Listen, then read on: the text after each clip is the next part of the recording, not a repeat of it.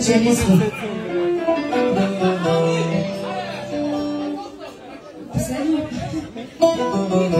Με έχει πληγώσει, έχω ματώσει.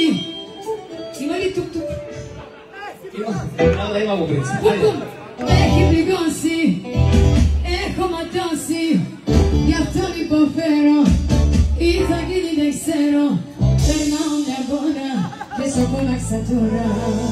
Θέλω να πας και να του πεις πως είμαι καλά, περνάω μια χαρά. Θέλω να του πεις σε μάθα πως είμαι καλά, περνάω μια χαρά.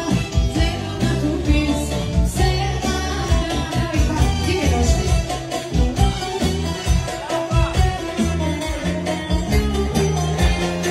Με έχει πετάνει, με έχει αρρωστήσει, μ' αυτά που κάνει με έχει διαλύσει. Σκέφτηκε σένα τη μόνη λύση, να πας και να του πεις πως είμαι καλά, περνάω μια χαρά. Θέλω να του πεις σε μάθα πως είμαι καλά, περνάω μια χαρά. Για μένα έχεις ζήσει, να δω τι θα απαντήσεις. Είμαι καλά.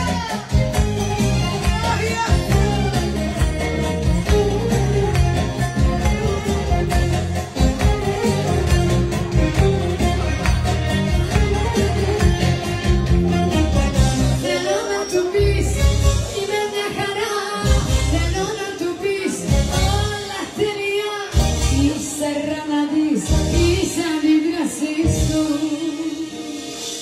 Αν μελαγχολήσει, αν πονέσει, αν δακρύσει, το μωρό μου αγγελίσει, τότε πες του πως έχω, πως